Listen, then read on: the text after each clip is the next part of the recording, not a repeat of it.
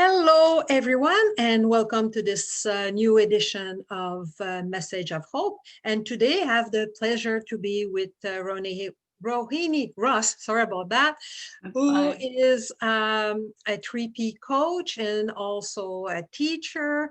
And her husband, Ross, have the Rewilding group, and they're also starting a new podcast, which is Rewilding Love, Yeah. which in this lockdown time, apropos. And so welcome, Rohini. Oh, thank you. Thank you. And it's Angus, by the way. What did I say? Ross. Oh, jeez. Sorry about that. No worries. We're so still on my problem with computer.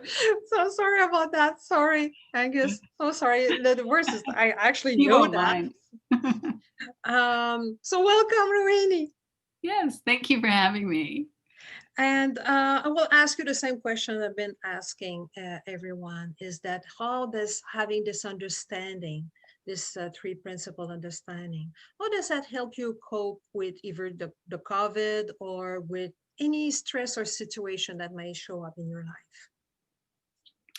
Well, the first the first thing that comes to mind is how having an understanding of where experience comes from, coming from thought, and how thought is temporary and then it passes, to me has been really helpful, whether it's related to dealing with the pandemic or just any stressful situation like you're saying, because now, whereas in the past I would have tried to change how I felt, I would have worried about feeling a certain way if I was feeling anxious, and really thought that there was something wrong with me if I was feeling anxious. Now I'm just so much more laid back about how I feel because I know it's temporary. I know it's going to pass. I know it's simply a reflection of what thoughts I'm identifying with in the moment, and that as soon as that shifts, I'm going to have a new experience. So I think even though previously I recognized that my experience was coming from inside of myself, I didn't sort of necessarily blame outside circumstances for how I was feeling.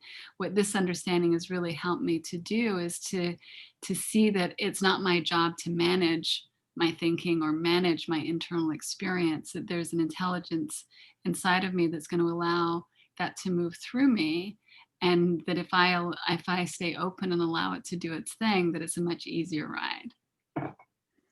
Makes life so much easier, more free time. That's right. No more of doing this trick or this little trick. Yeah. And also it's important that not to judge ourselves if those feelings do come up. Yeah, I think that that's something that I've also got more comfortable with, is to just understand that the human experience has a full range of emotions in it, and that there's not good feelings or bad feelings. They're all part of the human experience. And it makes it so much easier to allow yourself to feel whatever is present if we're not judging it, like you're saying, if it's just recognized as part of the nervous system having whatever experience it's having, and then I don't add that extra layer of worry and stress and insecurity on top of it. That's beautiful. And if you had one piece of advice to tell people that are so caught up, Mm, because I just went through a phone call just before our call with somebody that is so caught up with what's going on right now. yeah.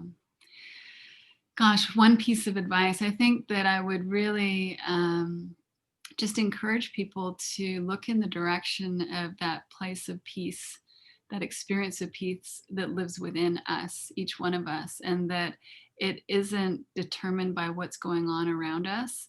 And that often when we are caught up in our worries and our insecurities and our anxieties, that thinking can be very compelling, and we don't even realize that we're placing all of our awareness in that direction.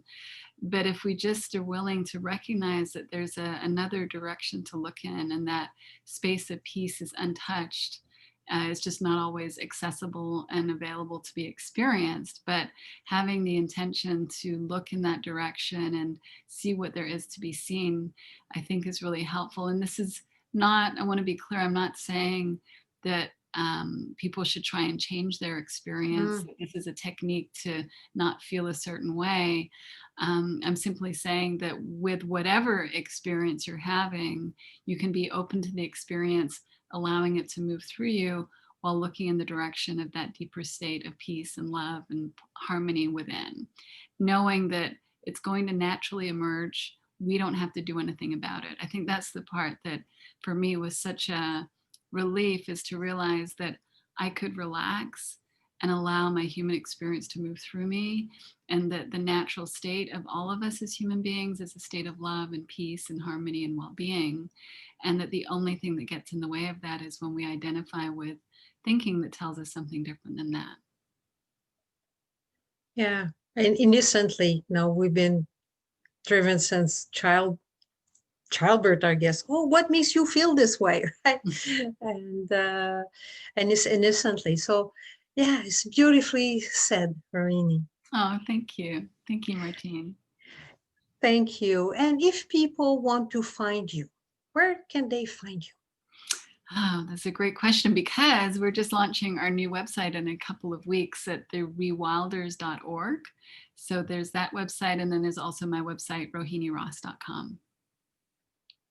Where there's little podcasts, little videos of her and Angus. Yes. And they're very entertaining, though. I really like them. Thank you. Thank you. Yeah, we have Yeah, fun making them. yeah, looking in that direction. Yeah. So thank you very much for your time, Rohini. Thank you, Martine. So grateful to be here. Take care. Take care. You too. Cheers. Bye.